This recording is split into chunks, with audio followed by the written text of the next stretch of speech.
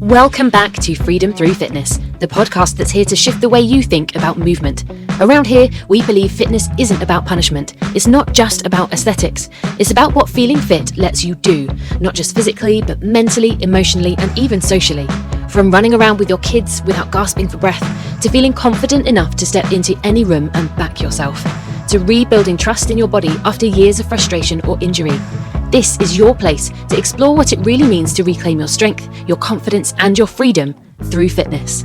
I'm your host, Meg Batchelor, founder of Focused Personal Training, a Southampton-based coaching business helping real people create lasting change. You'll hear stories, strategies, and conversations with people who've done just that, and how you can too. If something here sparks an idea, gives you clarity, or makes you curious, we'd love to hear it. Visit us at freedompod.focusedpt.co.uk, share what's resonated, or ask for support if you're ready to take action. In this episode, we take a look at fitness from a different angle, one that goes beyond reps, weights, or endurance, and instead focuses on the freedom to live life without hesitation, discomfort, or fear. We're joined by Emily Taylor, a specialist pelvic health physiotherapist, for a frank and open conversation that gets straight to the point. Together, we unpack what can feel like an intimate or even taboo topic, pelvic health. From incontinence and pelvic pain to deep core confidence and functional movement, Emily shares the truth about symptoms that are common, but certainly not normal, and reminds us that both women and men deserve more than to simply put up with it. If you've ever accepted a certain change in your body just as part of getting older, or dismissed discomfort as something to tolerate, this episode is your call to action. So let's dive in. Yes, it's common. There are lots of people that have it, but just because your friend has that problem doesn't mean that it's normal for them or you to have it. So today I am joined by Emily Taylor, who is a pelvic health specialist physiotherapist. I'm really excited to welcome you to the podcast. So thank you so much for sharing your time today. Thank you for having me. So Emily, I'm just going to go right from the beginning here. What people really love to learn is not just what you do now as a specialism, but how did you get here? So go back as far as you like in terms of where you found that spark that started you off on this pathway and your personal story. It'd be great to hear. So I'd always wanted to be a doctor, actually. That was my first thing. But actually, as time went on, I did a couple of sort of trial experiences at different universities. Just you could go and spend the weekend there and they would pretend like you were a doctor and wake you up at crazy o'clock in the morning. And I just thought, actually, that's not for me. That's not my thing. I've always been fascinated by human biology and by human anatomy, but didn't really want to spend kind of 7 years at university. Physio kind of seemed to fit the bill in terms of you'd learn a lot of the similar physiology, a lot of the same biology, etc., but without having such an in-depth and intensive career off the back of it. And it also fits really nicely with family life, which is exactly what I wanted eventually for it to do. So I studied in London, did my 3-year degree course at King's College London, which was a fantastic experience, just absolutely loved it. And then worked my way into the NHS, as not so much is the case now, but at the time that was what you did. You did your junior rotations in the NHS and just built up your experience in different areas. My first ever junior rotation was actually paediatrics, obstetrics and gynecology. Oh wow. Which, thinking back on it, was quite intensive, a bit random as a junior physio. Yeah. But I think it probably lit the spark all those years ago. It was, a good 20 plus years ago now that happened, just for having a fascination in the whole perinatal period, women's health side of things. That kind of got swept to one side just because I worked around my other rotations. And so I ended up, on a whim, getting a job with the Ministry of Defence, which is where I met your lovely sister. And so now I work with the Royal Navy predominantly, but also at times with the Army and the RAF. And I started off again for the last 10, 15 years doing normal musculoskeletal sports injury, but at one point became the only female on our physio team. And so at that point, having had both my children, the guys went, we're not really sure what to do with the pregnant and postpartum women. Can you see them? Yeah. So they all got pushed into my diary, which was a real sharp learning curve, to say the least. Yeah. Just because I'd had my own children did not mean that I knew how to rehab people that had had children, because I hadn't had any rehab. So I managed to access some funding, get myself put on some courses, and it just opened this whole new chapter of learning and understanding and knowledge that I just loved from the minute I started. So the last 5-6 years or so now have been me really kind of progressing through that and building up a service, both privately and with the military, and working in pelvic health. And I bet, and sort of you referenced there meeting Ruth Guest, who was a guest on our first series of the podcast, who also happens to be my sister. And she and I spoke quite a lot about how, although women have been present in the forces for decades and decades now, women's health and the care of the women within the forces is still taking its sort of dragging its heels perhaps a little bit in terms of catching up with the level of specialism that's available for men's care and things like that. Was that something that, again, I know that you felt you were kind of dropped in at the deep end in terms of you're a woman, take care of the women, but did that almost attract you to it? Like you saw a gap and an opportunity to help women in a way that they weren't already being helped? Exactly that. It was a fascinating new era, really, where it had started to be talked about in kind of normal societies. People like Davina McCall was talking about menopause symptoms and things, and that hadn't really ever been discussed before. The military generally is a little bit behind in some of those just because policies and process take a while to come through. But it did feel really exciting that actually there was a whole population that just hadn't been cared for in the way that they really should be, and that needed that extra bit of support to get them back. You know, their jobs are really physical, as your sister will be able to tell you. They need that extra level of care and support to build them up to be able to fulfill their duty. Absolutely. And as much as we, as women, as ambitious women, we want to be able to play any role and play any part, but perhaps the tools and support that we do need to be recognized as different so that we can, to our maximum, play our roles. What were the kind of biggest gaps that you first noticed, the main ways that you thought, this is something that we need parallel paths here for women and for men? So I think the understanding, first of all, in the return to fitness journey from any kind of injury, whether it's from a birth injury, whether it's just from giving birth and having no issues at all, whether it's having a knee injury, just that recognition, actually, there were lots of other factors at play for women than there perhaps hadn't been considered before compared with men. So training around their cycle, for example, their menstrual cycle, their hormone levels, understanding what the contraception they might be taking and how that might affect their menstrual cycle and their hormones, etc. So there's lots of aspects in that are really niche and specific, but that just haven't really been considered. I think particularly from the military perspective, but also in society generally, there's a real thought that actually women are just little men. And that's a phrase that really bugs me, but that's often how it is considered, and we're just a smaller version of men, and actually it's completely different. Our biology is very different. The way our anatomy is even from a musculoskeletal perspective is very different. So in the military, for example, they did lots of research in looking at how women packed their bergens, their bags, because actually men would tend to carry it more, say, across their shoulders, but actually women needed to carry it more across their hips. So that the weight distribution was different because of how their bodies moved. Of course, one of the big struggles of being a specialist in women's health is the lack of research that is focused around women as a cohort, women as a study group. What kind of challenges have you found in your line of work with that? Certainly from a military perspective, there is very little research into them as military population, as a specific group of people, and the tasks that are required of them specifically. They're not the same as elite athletes. You could probably draw some parallels, but they're not the same in terms of their training intensity and in terms of what their day-to-day job involves. It's just not the same. So whilst there are some parts of research that focus on athletes, that is helpful, it's not specific enough really to the military population, and there's very little out there that really supports exactly that. That said, for the kind of general population, women's health research is massively improving, which is really exciting finally. There's lots coming out now about sport-specific stuff. There was a recent paper on pelvic floor support from female rugby players, for example. The interest is out there, the work is being done, it just takes a long time to filter through into clinical practice. Have you ever been involved in any research yourself? Did you need to do it as part of your degree or anything like that? Is there a particular niche that you really dug into?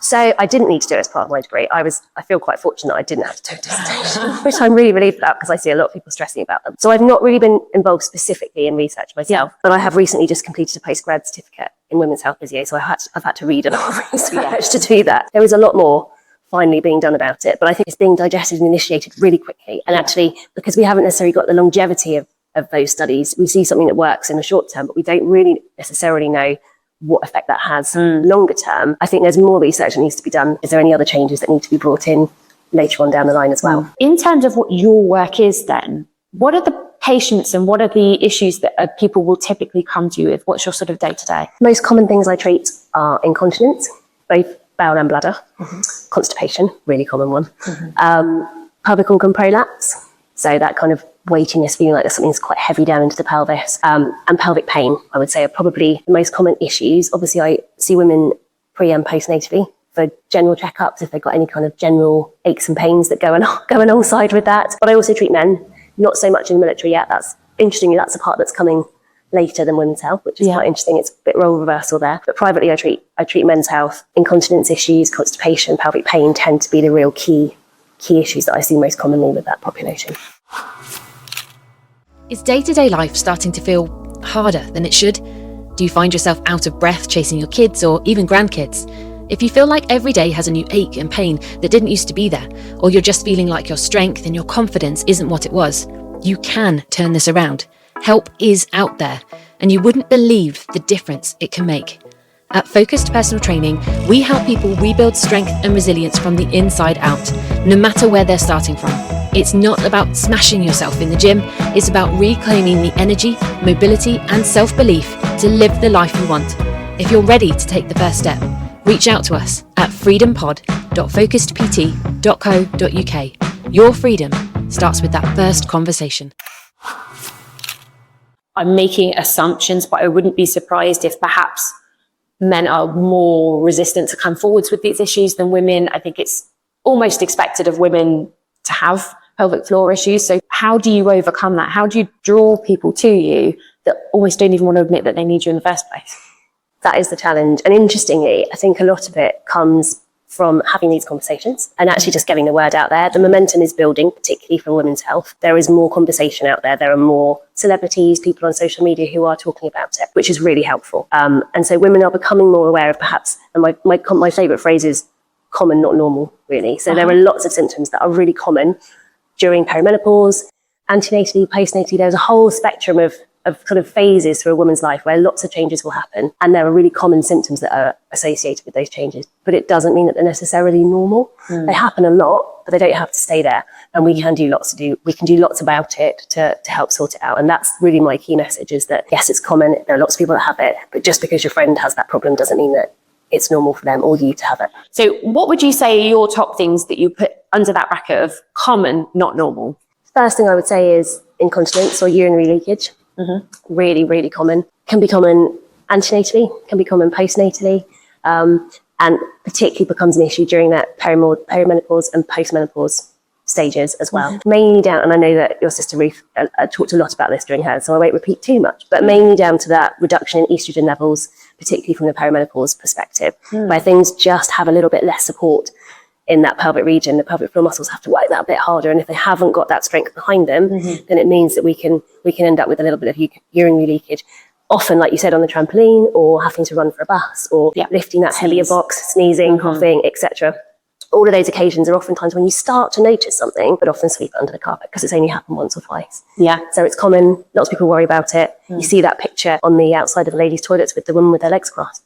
Perfect example that it's just normalised. But it shouldn't be, because actually we shouldn't have to sit with our legs crossed to stop ourselves from going to the toilet. And that's everywhere, isn't it? What I find really grates against me is the fact that they just beautify the product. So for example, your Tenor Lady pants, what they've really leaned into with their marketing more recently is we've made them pretty now. They've got steroids on now. Don't worry that actually to you're going through this thing that's very uncomfortable, very embarrassing, and very personal. It doesn't matter that you're going through that, as long as you look nice.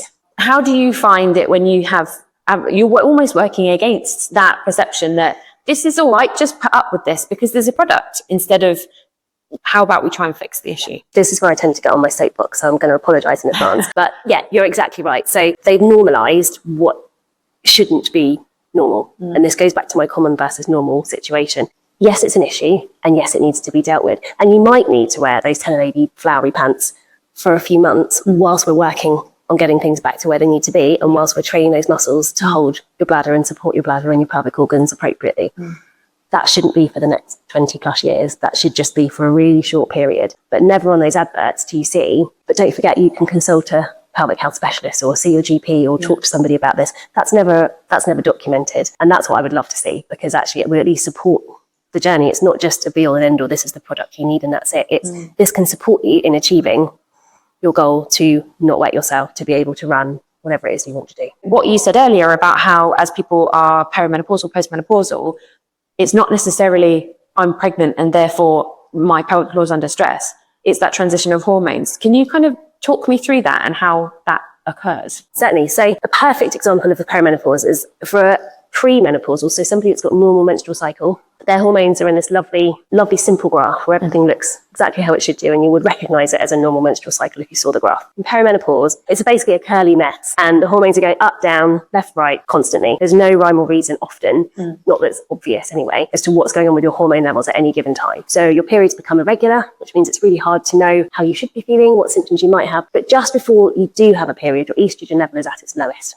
And we have the biggest concentration of estrogen receptors in and around our pelvic region. So when our estrogen is at its lowest, all of those soft tissues, so the muscles, the pelvic floor muscles, the vaginal walls, the supportive structures, the ligaments that hold the bladder and the bowel where they should be, are all a little bit less supportive because we need that estrogen to keep those tissues in a lovely, strong, supportive position. So if we imagine that they're not as supportive, everything tends to feel a little bit heavier. If it's got room to move, if there's a bit of a prolapse there or something sort of dropping down a bit, that's going to feel worse at that particular time as well. And a lot of women will suggest that they feel an extra bit of a heaviness or a pressure into their pelvis just before their period is due. And that's because of that drop in estrogen. So when we haven't got that support, if there's any laxity or extra movement in and around the bladder neck or the urethra, then actually that support isn't there. So if we move a bit more with a bit more exertion, or we run, or we lift a heavier weight than we're perhaps used to, we're more likely to leak at that point. And so recognizing that actually through perimenopause, when those hormones are all over the place, we don't know when we've got that support or when we haven't got that support. And overall, the trend is that it's going down anyway. So actually we are losing that support over the years and months of perimenopause. And that's why those problems can occur.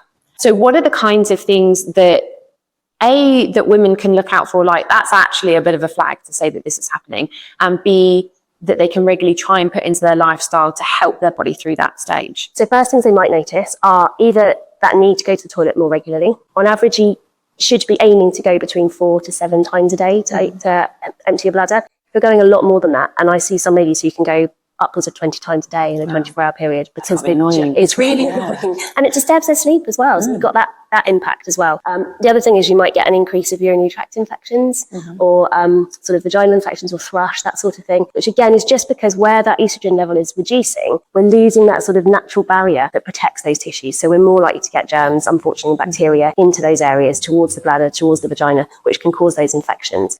So we need to look at options, and this is where the GP comes in, to look at options for hormone replacement therapy. It might not necessarily mean that you need whole body HRT. You might not be at the point where you need the patches or the gels, but actually just some localized vaginal estrogen cream can be really helpful just to try and boost those estrogen levels locally in and around the vagina and just make things a little bit more comfortable. The other thing that people tend to find is a dryness in and around that area as well. And it's exactly the same reason, because that estrogen level is dropping. Those tissues are drying out a little bit. There's less support. The skin becomes a little bit more papery, a bit thinner, which just makes everything feel really uncomfortable. And people might find that becomes an issue as well. So we know that it's very difficult to access GP appointments.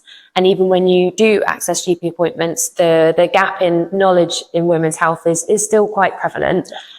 So I'm guessing you would obviously advise coming to see a specialist like yourself if you're noticing these symptoms and really struggling with these symptoms. What can I expect to happen when I come to see you? Great question. Love that question, because that's something that really worries a lot of women in particular. First thing is we just have a conversation.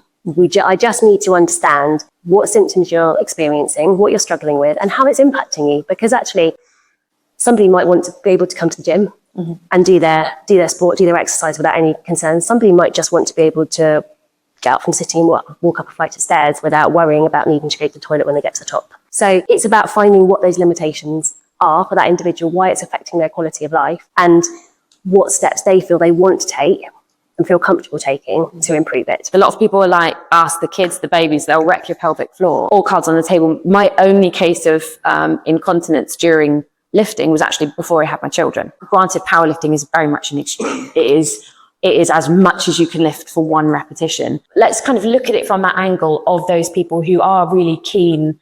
You don't have to be a competitive athlete, but you could still be putting a lot of stress on your body through exercise. What kind of encounters do you typically see with those people as opposed to postnatally and perimenopausally? Those that often have tight or overactive pelvic floors are not always particularly overly athletic.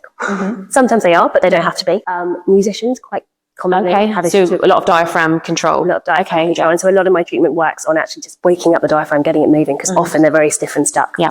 And that has a huge impact on how the pelvic floor can function. So horse riders also typically get a lot of issues from a pelvic floor perspective. But equally, it can be anyone who's had any kind of trauma, any kind of injury, as I said. anything that encourages those muscles just to clamp down and protect at all costs, which is the body's natural response to pain or anxiety or trauma, can cause tension. Unless we understand how to allow them to release off, stretch out and relax, it just means they haven't got the capacity to contract and work in the way that we want them to functionally. It's moving through that spectrum, isn't it? Because and it's often why people will pick up injuries doing gym training, is that if you only focus on the contraction of a muscle and not the relaxation of it, then we create this kind of recipe for muscular issues. We as coaches are always encouraging not just strengthen but stretching. Sometimes the challenge isn't how to hold your pelvic floor, but how to relax it.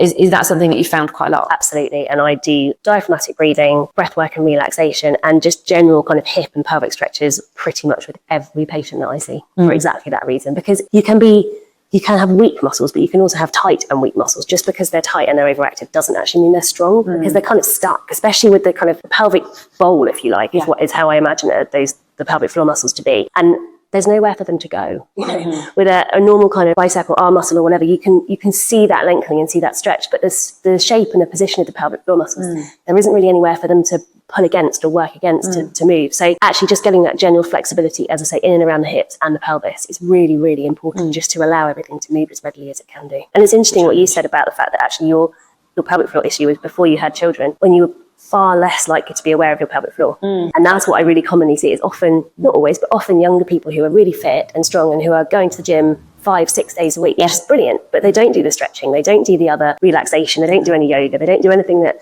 allows the body to kind of rest and release. But once you've had children, not always, but generally, you just have a renewed sense of awareness. It's a bit more drummed into you, isn't it? Yeah, absolutely. And I think that means that naturally, whether you were good at doing your exercises or not, you've got that better connection with what's happening in that area. And then you learn how to switch it on with the more functional stuff in the gym as well. So I want to kind of change tact now, because right from the start, when you walked in to do the recording today, you reminded me, and I think it's important to remind other people, men have a pelvic floor too. Yes, they do. So can you talk to me a little bit more about the common issues that you find with men that you work with? Absolutely. So a lot of people forget that men have a pelvic floor. Often men don't even know they have a pelvic floor, to be honest, until there might be an issue with it. So most common things are continence issues. I won't necessarily say incontinence, but that kind of little bit of a dribble at the end of going to the toilet, that's nothing. It's not just one and done, it's taking too long. Exactly. Or thinking you finished, oh no, actually I haven't quite finished. That sort of thing.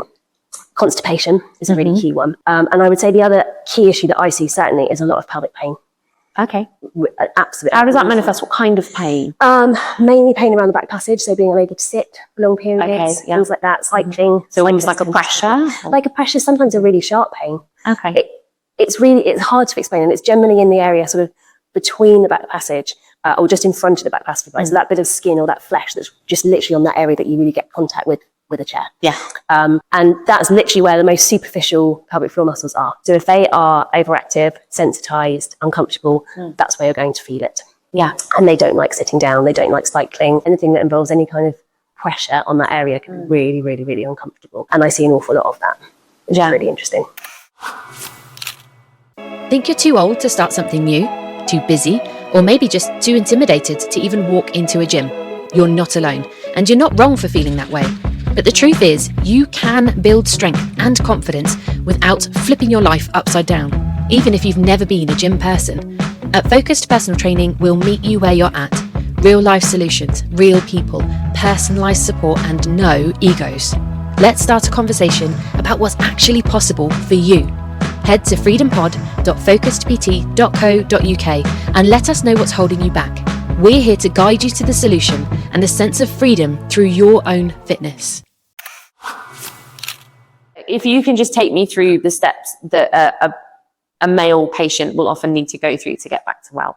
So from a pain perspective, as I say, it's generally about learning to understand their anatomy, first of all, understand where the muscles are, what they're trying to achieve by being tense, and perhaps also what's led to that. So quite often it's either trauma or a level of anxiety, often those sort of type A personalities who are really tense, hold a lot of tension. Sort of those high performers. Absolutely. Again, I say they're probably the least likely to admit an issue because they have to be just so. Absolutely. But they're often the ones that tend to hold tension through their shoulders, hold tension as a result also through their pelvis. Really, really common sort of link between the two. So it's about learning to recognize that, learning to find ways, whatever those methods are. And that might be going for a walk, it might be doing some yoga, some relaxation work, whatever it might be, just to try and tap into those areas and work on relaxing them down. That combined with really simple stretches just to get them moving. And as I say, that kind of graded exposure to tolerable movement patterns. And then we can build up for whatever it is they want to do. If they can't sit, then we need to be able to work on building those movements that allow them to tolerate that position for a little bit longer and then gradually increase on that. If it's a particular exercise or particular sport they want to get back to, breaking those down into those particular movement patterns that they find most difficult, and then working through that with that breath work, with those stretches in between to really allow them to just gradually build up back into what they need to be able to do. What is your elevator pitch, if you like, as to why someone should take action on noticing these symptoms? Like, what's the key message you want to get out there? The key message is it won't improve unless you work on it. And it doesn't need to be particularly hard work, but you just need to understand how to target the particular area, what might be causing it, and then there's a whole host of things we can do to make it better. And it's not something that you have to live with for the long term. How do they reach you? Where are you? Are you in person? Do you do online stuff? How can they access your support? Both. So I have a face-to-face clinic, in-person clinic in Bishop's Waltham in Hampshire. But I also do online sessions as well, because a lot of this, as I say, a lot of the education and the conversation part of it, and just learning to do some of those techniques and exercises just to tap into your body can be done remotely. I just need to give you the tools to be able to do it. And certainly initially you can go off and do a lot of that yourself. So online or face-to-face in Bishop's Waltham in Hampshire. Last question for you then, really. The title of the podcast, Freedom Through Fitness. What would that phrase mean to you, personally, professionally, that idea of freedom through fitness? I think personally, it means being able to challenge myself and take myself out of my comfort zone. Great example of this is that both my children and my husband play cricket. I have never played cricket. I'm not particularly sporty. I like fitness, but I'm not particularly sporty. Yeah. And this week, I just played my first cricket match because they kind of corralled me into it. But I could, because I felt confident that I could do it. And I had the confidence in my fitness, in my pelvic floor, that I could do what I needed to do. And I really enjoyed it. But for me, that was just an opportunity to really push myself out of my comfort zone, challenge myself, because I had that freedom to be able to do it, knowing that I had that kind of that fitness within me and that ability to do it. And then I think for my clients, it's not dissimilar, but it's recognizing what quality of life means to them and being able to achieve that with whatever means they need to be able to achieve that effectively. So whether that is because their pelvic floor is holding them back, or they don't want to run with their children, or they don't want to go on a trampoline or go to the park, or whatever it might be, whatever level it is, having the ability and the confidence to know that you can trust your body to behave the way you want it to behave and do what you need it to do is all about quality of life. So finding that thing, that niche, that however big or however small it is they want to achieve is going to be the key to that. That opportunity to just say yes. Absolutely. Yeah. Fantastic. Thank you so much for your time. I know that the information you shared was really valuable, and to come in this format hopefully helps people who might otherwise be suffering in silence to go, actually, it's common, but it's not normal. Yeah. There's lots that we can do to help. That's fantastic. Thank you so much, Emily. I hope you've enjoyed listening to this episode as much as I did recording it. If something here has made you think differently, encouraged you to take action, or reminded you of what you're capable of, I would love to know. Tell us what your golden nugget was and what it inspired you to try over at freedompod.focusedpt.co.uk. And if you're new to the podcast, be sure to scroll back through season 1. You will find powerful conversations with everyday people making extraordinary change, like CrossFit legend Kelly Friel on mastering mindset, Ellie Steele on balancing international record-breaking elite lifting with family life, and Piers Day on rebuilding mental resilience after illness and trauma. You'll be amazed at what's possible when you start prioritizing your health, not just for how you look, but for the freedom it gives you. Until next time, I'm your host, Meg Batchelor, and this is Freedom Through Fitness.